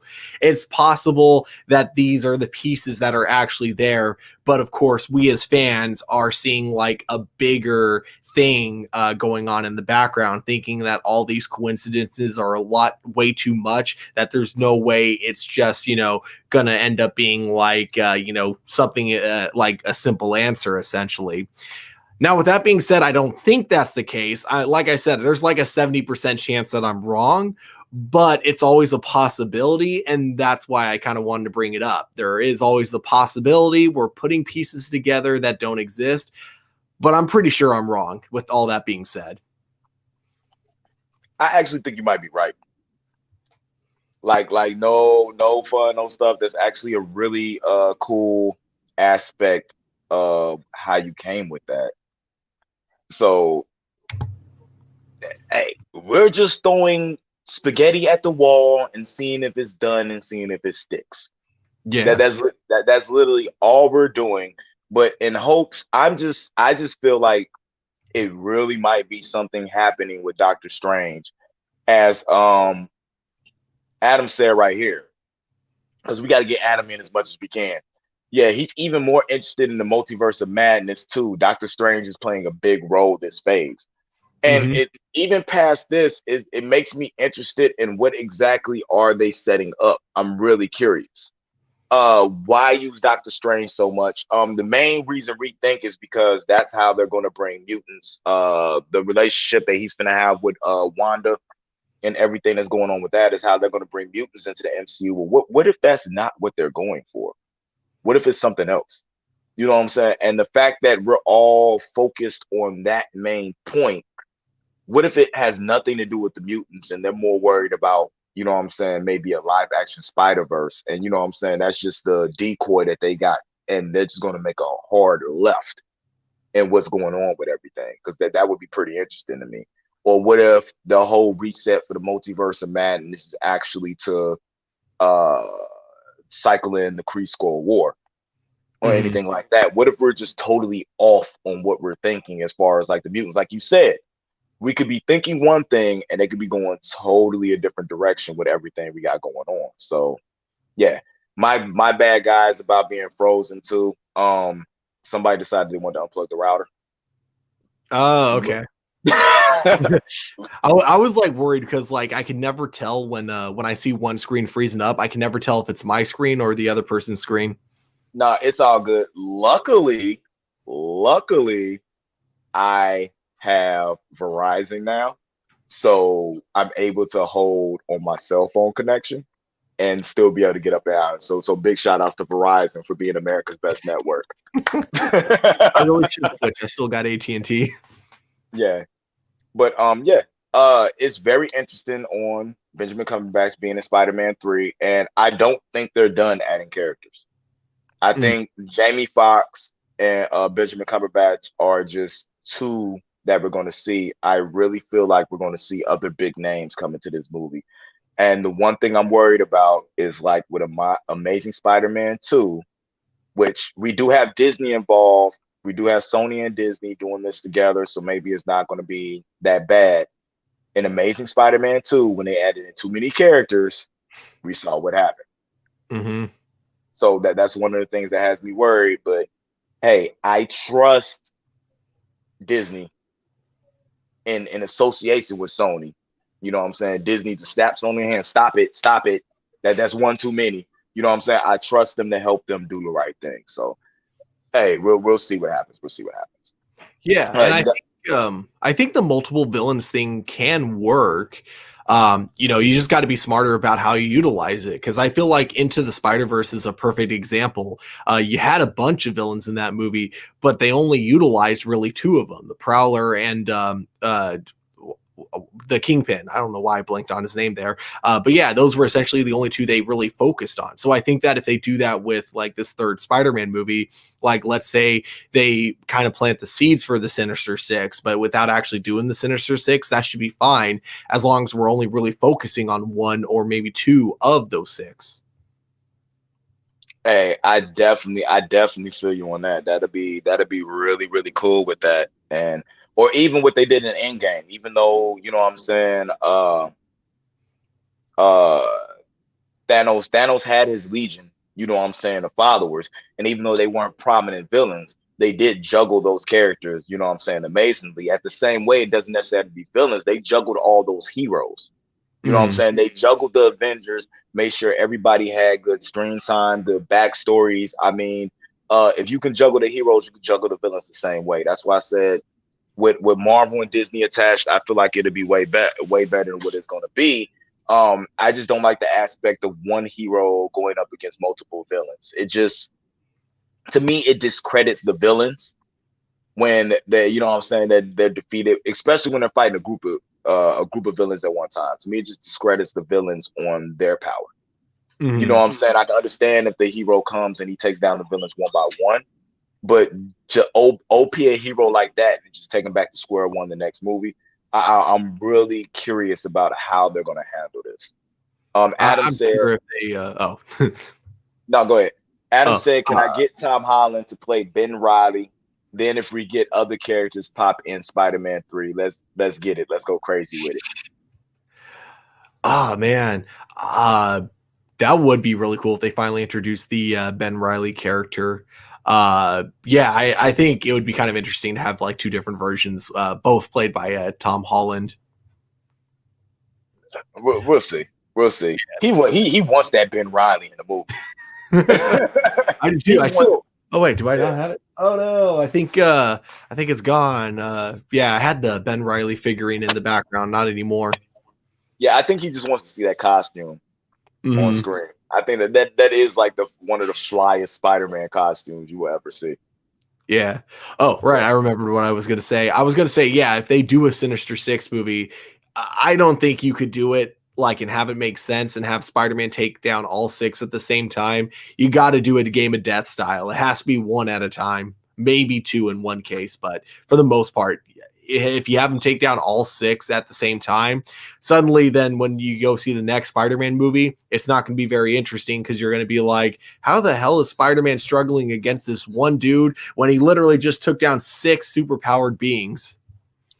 I get you. It's like, how do Venom and Carnage seem like credible threats when, you know what I'm saying, the Sinister Six was taken down like nothing? And, Mm-hmm. you know, especially with how he struggled against the Vulture. Like, come on, man. You struggled against Mysterio. Like, you're not just all of a sudden going to have this weird power up, especially when you don't have Tony Stark making you, you know, suits and everything like that. It's just going to be pretty interesting to see what goes on. I love sushi and bacon says I have a feeling that people will be confused with Spider-Man 3 because we just had one, but most likely have an actual title next to Spider-Man 3. Yeah. I don't know. I don't think that anyone will be confused. I think most people still know just because they all have Spider-Man in it. I think everyone still knows though. Yeah, this is not the same Spider-Man as before. Like, you know, I've never had working at a theater, I've never had anyone really be confused about, wait, Amazing Spider-Man 2, wasn't there already a Spider-Man 2? Yeah, yeah. It's not like Xbox One X and Xbox Series X when there's Yeah. grandmas out there buying their kids Xbox One X's thinking it's the new thing. Um, Especially when you go to a theater, they're not going to be airing, you know what I'm saying, Spider-Man 3. I think it's a different scenario like that. I can see what some people might get confused. Maybe on YouTube when you're searching reviews, how people tags and stuff like that. Maybe you have Spider-Man 3 pop up instead of, you know what I'm saying, this pop up and Mhm. everything like that. But it's something that's easily discernible. They will give it some type of title. I think the reason you haven't heard what the title is because it don't give too much away for the movie. I also feel like if it is him facing off against more than one villain, that Benjamin Cumberbatch will play a way smaller role in this movie than what we think he's going to. Because I said Benedict. Because if Benedict Cumberbatch is around, multiple villains are defeated very easily. Mhm. So you can't have him around the whole movie because then there's no reason for Spider-Man to learn how to defeat these villains if he can literally just snap his fingers and people are gone. Yeah, and I think that's one thing I got to give like major credit for with the other two movies is that yeah, I still stand by that would prefer Spider-Man having his own movie, but I do like how he never relies on the mentor figures to take down the villains. Like he still, if anything, I think Iron Man being there was actually a handicap for Spider-Man because now, you know, he took away the suit that he originally gave to him. So now he has to struggle to defeat the Vulture with just his original suit that he made from scratch. So I really loved that aspect about Spider-Man Homecoming.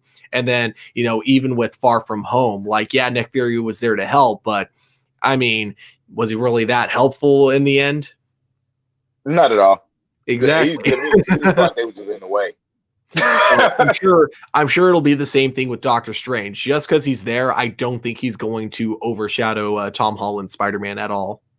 But to be honest with you, what does having Doctor Strange there as a mentor really do for him when I thought the whole basis of Homecoming was a Homecoming, Far From Home, was the fact that him depending on role models, father figures is what hinders him to start off with. Because that was the whole thing with him being attached to Mysterio so bad. You know what I'm saying? And Mysterio actually being the bad guy was the fact Mhm. that he learned that he depends on people too much.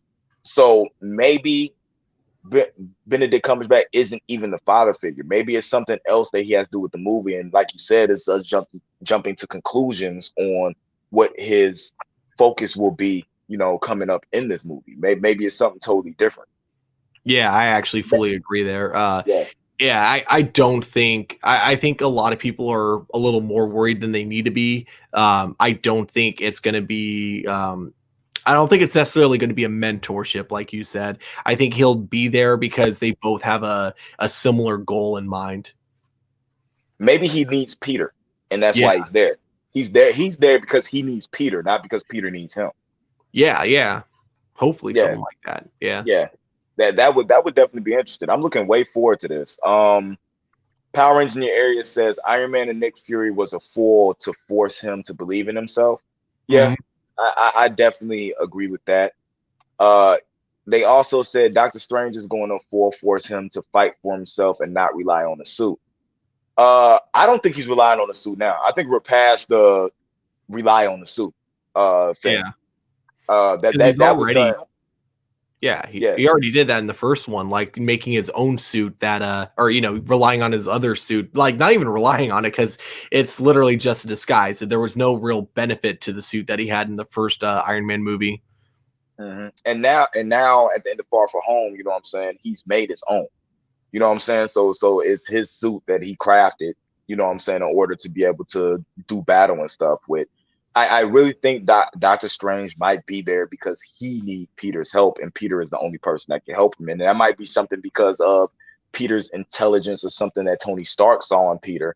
And with the relationship between with the relationship between Doctor Strange and Tony Stark, with what happened in Infinity War and Endgame, maybe he looks at Peter, you know what I'm saying, like similar to Tony, and goes, maybe you're the only one that can help in this situation. Because just like Mhm. Doctor Strange said, we have one chance to do something and it's on you.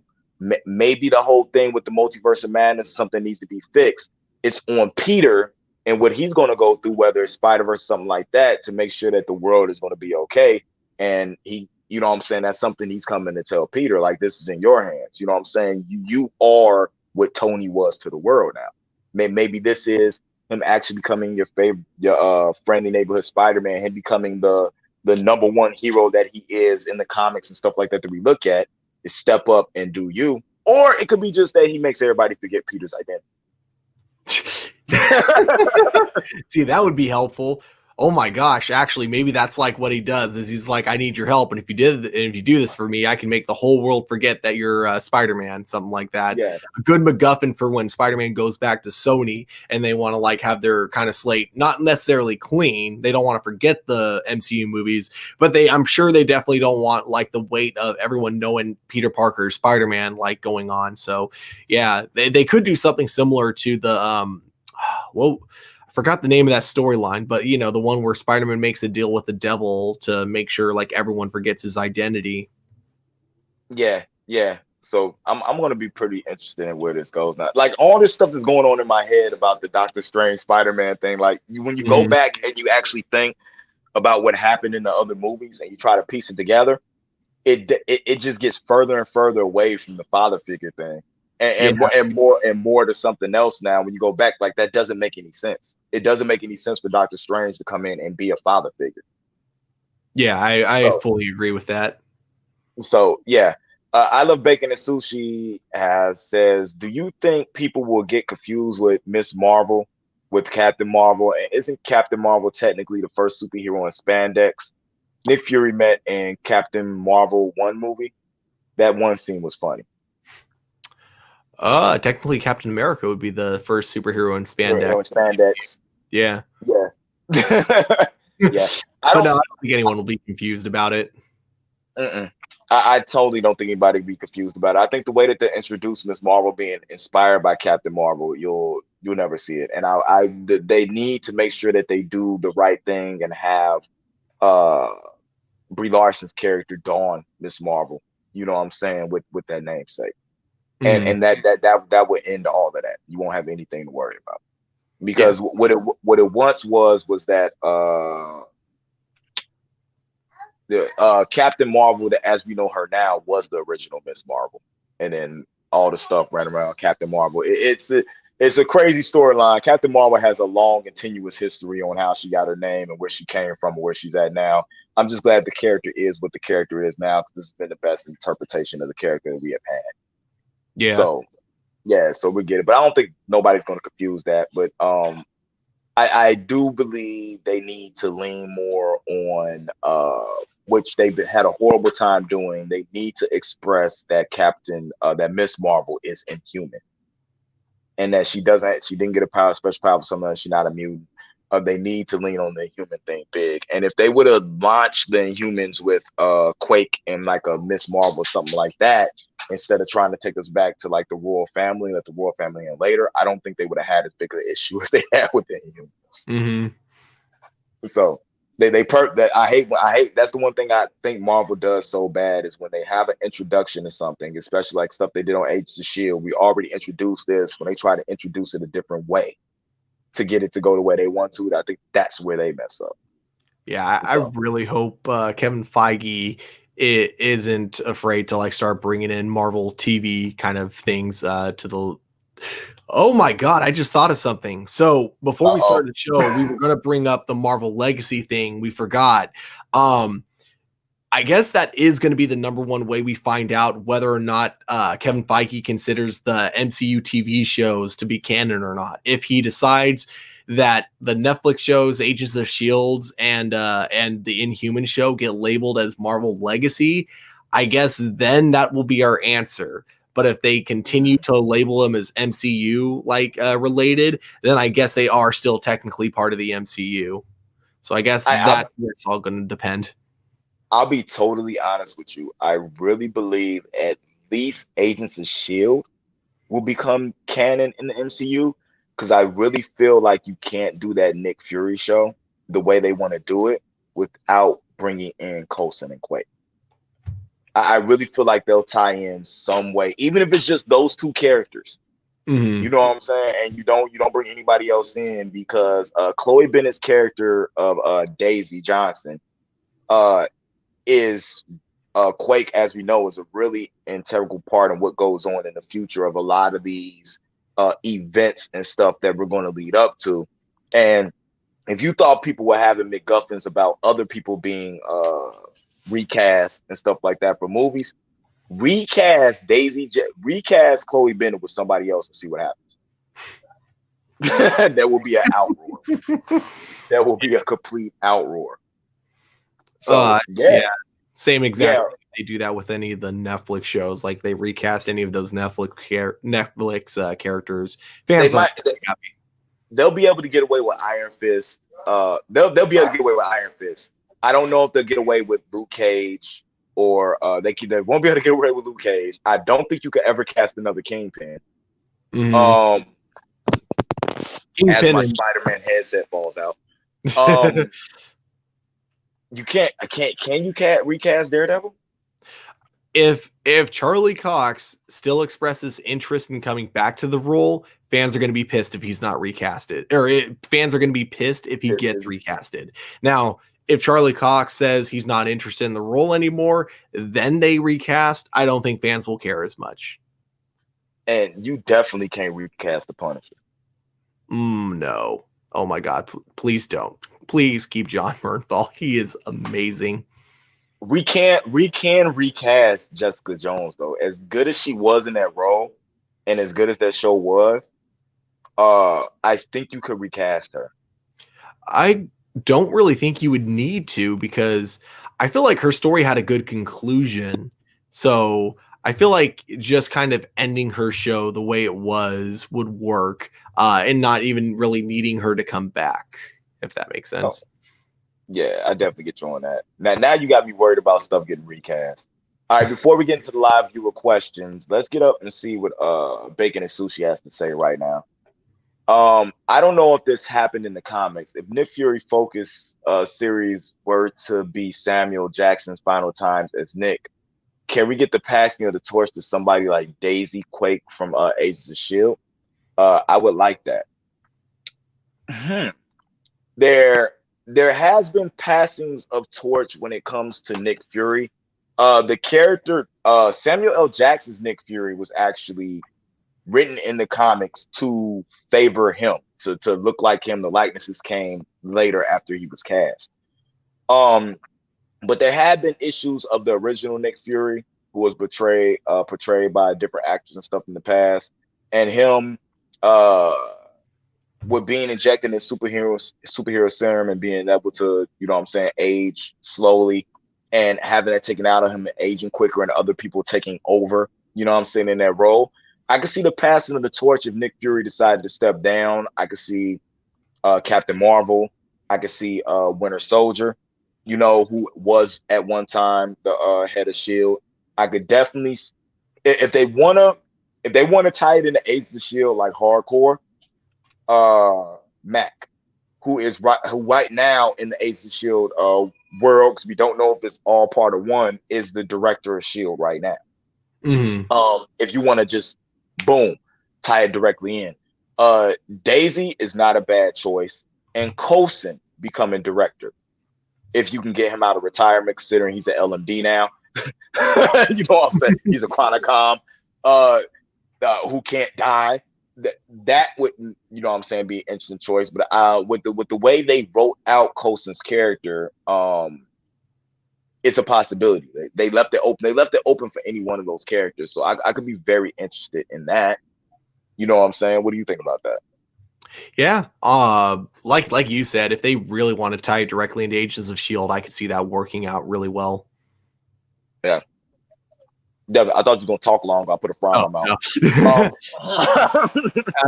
I probably would have if I had seen the last season. I still haven't gotten on to the last season yet, but I will though eventually. Okay, don't remember anything I said then. Just forget everything I said and go watch the last season. My bad. I was for sure you up on it. But let's get into these live viewer questions. This is Adam. This is Adam's favorite part of the show. And if he could, he would stay on here for 2 hours and just answer all the questions that came in. But would it be in football? Would it be a football season and the game's already started? We're gonna get through these as quickly as possible. We will answer questions the right way. The questions that got sent in are from Alec, who is now, what was his name? Power Rangers in your area. He says, "Hi guys, I'm not gonna be able to be there for Hero Report. You lied. You were here." You were here. You just wanted your question read.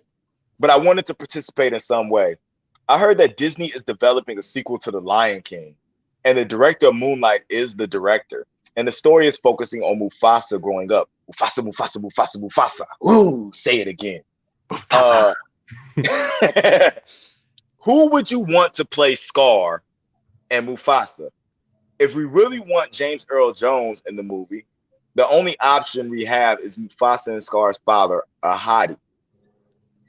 If it is a completely new story separate from the children book, or if they take notes from the book, James Earl Jones could play the Cape Buffalo that injures Scar, and that's how he gets his name. I didn't know Lion King was a book series. I think Disney steals from everything. I mean, before we bring up Kimba, all right, you need to stop comparing those two. They are not similar. I forgot if it's Your Movie Sucks that did a YouTube. It was Your Movie Sucks did a YouTube video about this. It's 3 hours long, but I'm gonna say this: the next time anyone wants to compare Kimba and the Lion King, you have to first watch this 3-hour video. And then if you still have something to say about them being similar, I'll listen to what you have to say. But if anyone tries to compare those two without watching that video first, I'm not going to listen to anything you guys have to say, because no, they are not anywhere near as similar as everyone likes to say they are. And I'm not trying to deny that maybe a thing or two was inspired from Kimba the White Lion into the Lion King, but for the most part, the Lion King was not a ripoff of Kimba, and the Lion King could have easily stood on its own if Kimba never happened. I could easily see the Lion King still being a thing. So yeah, I had to get that rant out there. Rant away. You scared me a little bit. You scared me a little bit on that one. Power Ranger Air saying it's a children's short book. The the pre Mufasa and everything that's going on. That's pretty cool. But who would you want to play Mufasa and Scar if that's the way they're going? Yeah, Stu's very fired up right now. Like I've Really? never seen him react like that. So I'm gonna need somebody. I need somebody to say something negative about what he just said, just so I can see him debate them for like 5 minutes. God. So I would agree that I wouldn't really want James Earl Jones to be Mufasa if it's going to be a young like Mufasa. So if it's like a prequel with him growing up.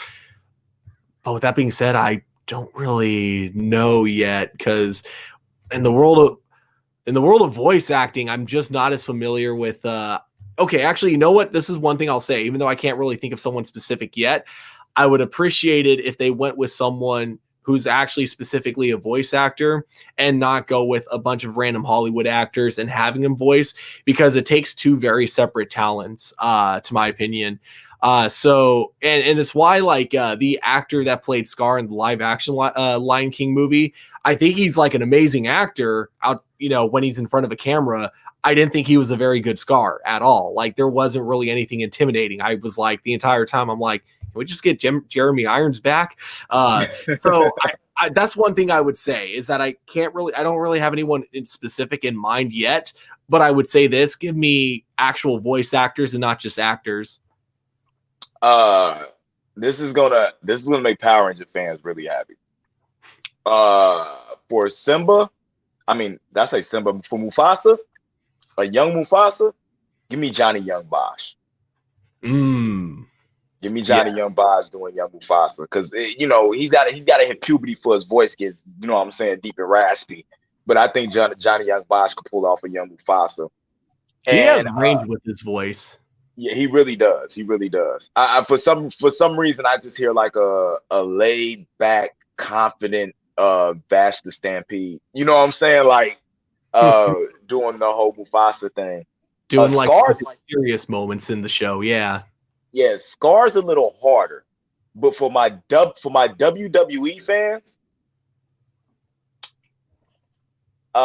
give me Bray Wyatt.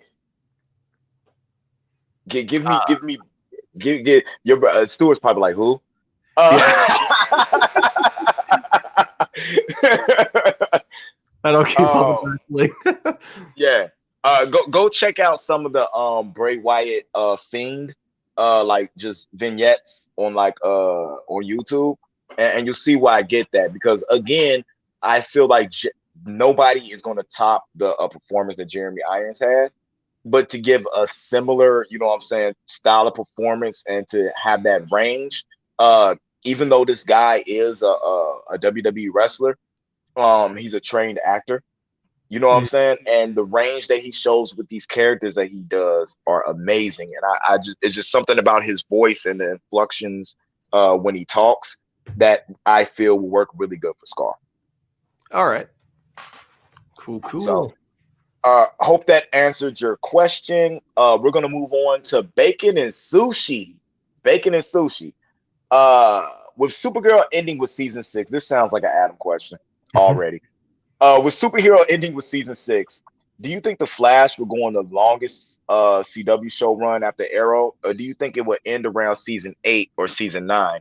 Especially if Grant decides to leave, since we know his contract originally ended with season 7. But obviously still going strong. That was the first question. He has 3. I think it'll. If I had to make a number to guess, I'm going with 8 seasons, pretty much.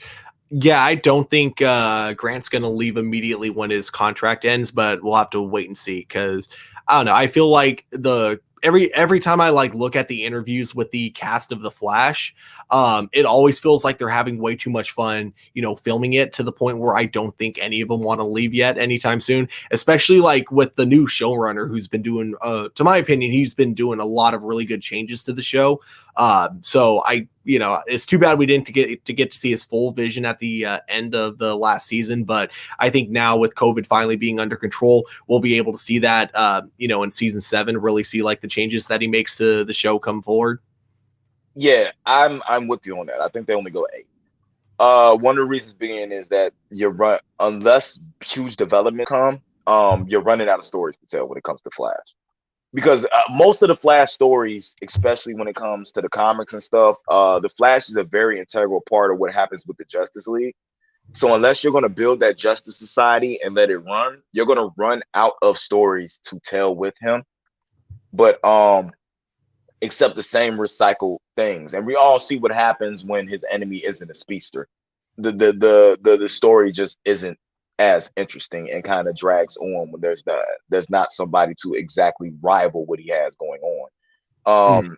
And we see what happens also when they try to make it about the other characters. We're just not as interested. So I believe the series will end when Cisco leaves, Oh, because okay. that's when I lose all interest in the show, is when Cisco leaves. There's been so much, like the last 2 or 3 seasons, I want to say there's been so many things where people are saying he's leaving the show, even though like the actor himself has never said anything about leaving the show. It's weird. Yeah. Yeah. When he actually comes out and be like, it's over, that's when I believe the show is over. Yeah.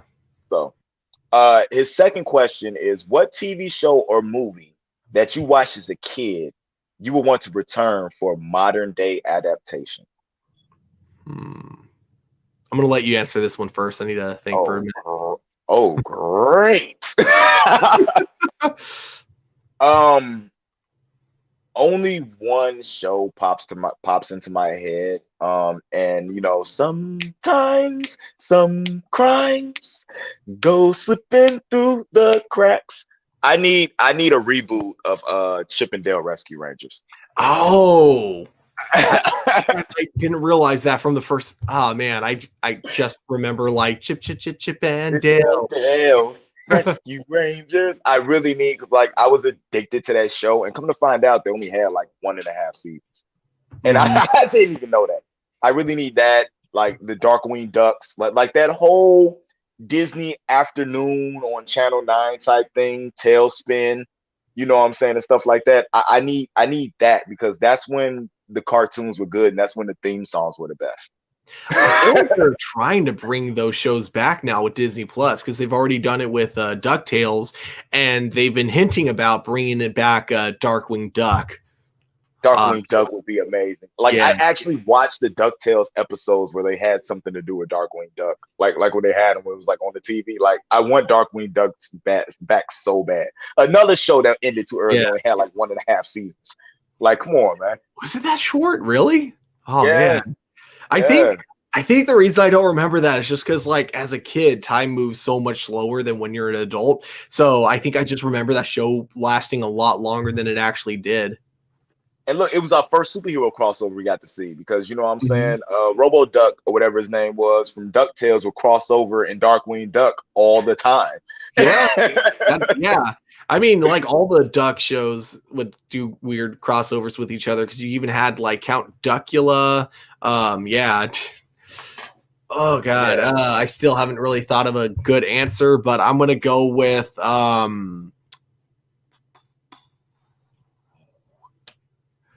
Don't you dare say Power Rangers. No. I mean, kind of can't really bring it back at this point because it's still around. Yeah. I I guess it sucks because the answer I want to give is already getting an adaptation very soon. But I would really like to see, how they bring back He-Man when that comes back with Kevin Smith's show, because I feel like that kind of a world that they had going for it.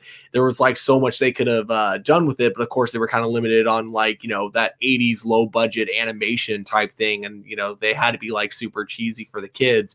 But I feel like with how much kid shows have evolved nowadays, if they do like a really faithful adaptation, readaptation of He-Man, it can be something really amazing. Yeah, with Kevin Smith and them doing that Masters of the Universe on Netflix, the animated series. I'm looking way Yeah, forward to that, because they're such a fans of the source material that they're working on. The voice cast that they have looks like it's going to be amazing. And Martin Bernard is writing some episodes, and we know that man can write his ass off. He's really, really, really dope. yeah. Plus, Another. like Kevin Smith, like I think I talked about this with Adam at one point on the show, is that he knows how to write dialogue, and he was mentioning that during quarantine, he went in through a lot of his episodes and just spent quarantine rewriting so much dialogue, like pages and pages worth. So I'm really curious to see like how that's going to work out in He-Man. Yeah, definitely. And another show I would like them to bring back that goes more into like our Sentai aspect, Superhuman Samurai Cyber Squad.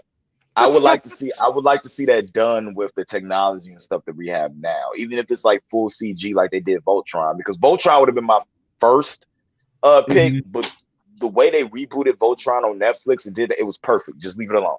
Don't do nothing else with that. Just leave it there. But leave it at that as that one is, yeah. I would like to see that, even if they did a VR Troopers in that style. You know what I'm saying? Just something to bring those shows back so we see a reimagining of what those would look like now. You know, that'd be pretty cool. Yeah. Oh God.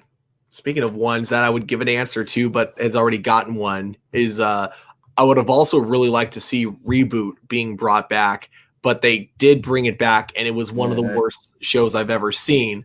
But if they wanted to pretend that show didn't happen, bring back Reboot for like a 6th season, but with more modern animation, I think that would be amazing. Yeah, definitely. And his last question is, what did you think of when you first saw and heard about Chris Pine's Star Trek coming back for a movie franchise? Following, would you like to have a new generation of Star Trek film with cameos from old actors from either TV or the past films? Thanks. I liked it. I think like the J.J. Abrams Star Trek movies are all good. I didn't particularly love any of them, but I thought they were all just really fun films. Going forward with Star Trek movies, though, I don't know. I kind of I wouldn't mind seeing more in that J.J. Abrams universe. But I don't know if we really need to bring back older actors or anything like that. I think they've established that it's now become so separated from the original Star Trek universe at this point that they might as well just kind of go in their own new direction. I want them to stay away from the new generation, the next generation. The next generation, to me, the movies were perfect. The show was perfect. Stay away from that. The Picard show, you know what I'm saying, is enough for me going back into that universe. I don't think they need to, if you're going to continue with the movies, keep with the Chris Pine universe, right? That's one thing that I think they did too quick, was like they like to switch and jump stuff around. Just stay with the Chris Pine, develop those movies out, and just let Discovery and Picard do their things, because those two shows are so well written and are so good that we really don't need a bunch of Star Trek movies up there. You know what I'm saying? Just let us have our nostalgia with the Chris Pine stuff to go back and see our Captain Kirk and all that, and then just keep giving us shows on the level of Picard and Discovery, and we should be all right. Yeah. Yeah, because I mean the quality of those shows are so good, they almost look like movies at this point. Yeah, I didn't think I was gonna like Discovery, but like I'm a CBS All Access subscriber now just because of Discovery. Like that's the only thing I'm subscribed for. And then they came out with Picard, and I don't know how they get this man. He must have a hell of a in shape body double, because watching him run, like I'd be like, please don't break Professor X. Please don't break. That's how I feel like during all the like action scenes with him. Don't you dare break Patrick Stewart. No, I think what's so cool too about Picard is that that they know his character very well, because Patrick Stewart does a lot of the writing on the show as well, him being an executive producer on it. And you can definitely see that going into the show. They get his, the show feels very different in tone to Star Trek The Next Generation, but his character feels exactly, like how you would imagine an older version of Picard. It feels like Picard's version of Logan. That's what it feels like to me. It feels like Picard's version of Logan. Logan. Yeah, actually, yeah, that's very accurate. Yeah. Yeah. So I'm really happy with that. That's all the viewer questions we had. You see any questions in the chat? Any comments you want to highlight?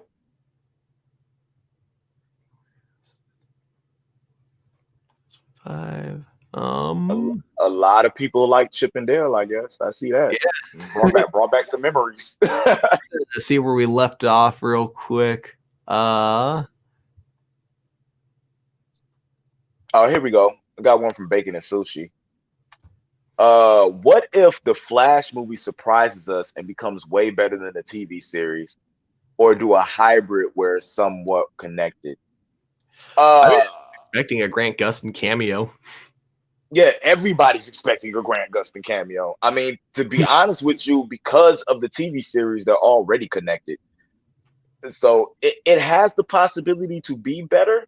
It's not hard to be better than the TV series, especially with the budget and everything that you have for a movie. It's this movie has been under so much turmoil since they announced it. It's one of them things where it's like a wait and see. But the changes they made, and with the Flashpoint, the additions of the actors and stuff they have coming in, it's gonna. It seems like they're aiming for that. It seems like they're betting the bank on this Flash movie. Mm-hmm. I think it'll be good as its own. I don't know if I'll, even if it's better, I don't know if I'll like it more than the Flash TV series. I mean, it definitely can be better than the Flash TV series for sure. I just think, everything going into it, it just feels like a little too much for a Flash movie. I still go under, I feel like they should have done a Flash movie first and then do Flashpoint, like, as the second or third film. It just seems like they're doing a lot for just the Flash's, first solo movie. While you're looking for, I just want to point this out to Bacon and Sushi. He says, "Cool. I only download music straight to my phone. Not a fan of music streaming services." Look, bro, I get paid when you stream my songs. Don't talk to me about downloading music straight to your phone. You hurting my pockets right now. Go stream my music. Indie Uchiha. Just Google me. Nah.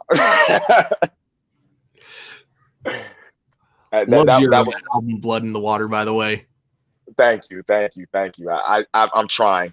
I'm trying. All right. Do you guys want to see? Oh, what do you guys want to see in the final Flash and Supergirl crossover with each other? Since this will be Supergirl's final season, if rumors are true. I want to see Kara profess her love for Barry.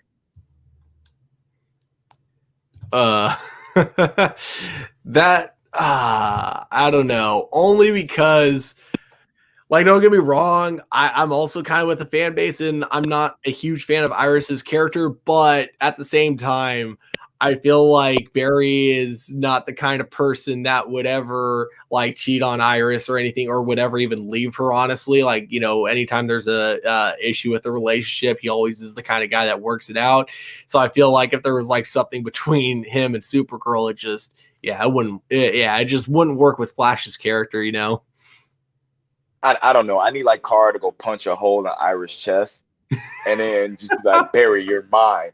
Because what's Barry gonna do? He can't get away from her. Like, all she gotta do is just grab him and hold him. Damn, getting really dark with this. I need Kara to profess her love. Just like, Barry, you were always supposed to be mine. Like, just have her turn evil and just go like on a murderous spree, and then her cousin has to stop her.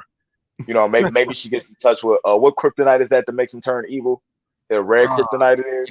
It's like red, I think. Yeah. I don't know. Maybe she gets into some red kryptonite, and then Dawn's all black. It just goes like on a just becomes this total like badass. Just starts popping up in shows. Maybe she like flicks black lightning away. Like just starts taking people like, you're mine. Just start collecting men. If she's doing that, she's got to wear the Power Girl outfit then, if we're gonna go with that kind of a storyline. Where the Power Girl just start collecting the superhero man and just taking them as prized possessions. It's like the Collector, but with specifically superhero men. All right, let's see. We got another one here. I don't think Green Arrow and the Canaries will go into fruition, especially since Vancouver is already back to filming shows and movies. Probably going to be the big question mark. I know Arrow will still be fresh. I think they're done with that show, and I say that because the main actress who is going to play Oliver Queen's daughter has signed up as a series regular on a new TV series. So It sucks. I was actually kind of looking forward to Arrow and the Canaries, but at this point, I'm pretty sure it's safe to say that that show is gone. So yeah, it's too bad. But I don't think necessarily just because the show's over that it doesn't mean like we can't go back to that storyline. Like we still have Legends of Tomorrow, so maybe they could still conclude that whole thing through Legends. We'll have to wait and see, or we'll just like consider it to just be that open ending that never gets resolved in the Arrowverse. You can just recast her. That too. You could. She wasn't around for that long. There's a bunch of blondes out there. You know what I'm saying? Like, just recast her. Get somebody that looks closer to them. Yeah, that's true. Yeah, definitely. But yeah, I think that about wraps up all the questions then. Okay. Okay. You want to wrap the show up because I'm having technical difficulties. All right, yeah, I can do that. Thank you guys so much for joining us, and definitely remember if you guys like our content to hit that like button, subscribe to our channel so we can, help us so we can get our channel to grow in the future. But guys, above all, just remember to keep it A+.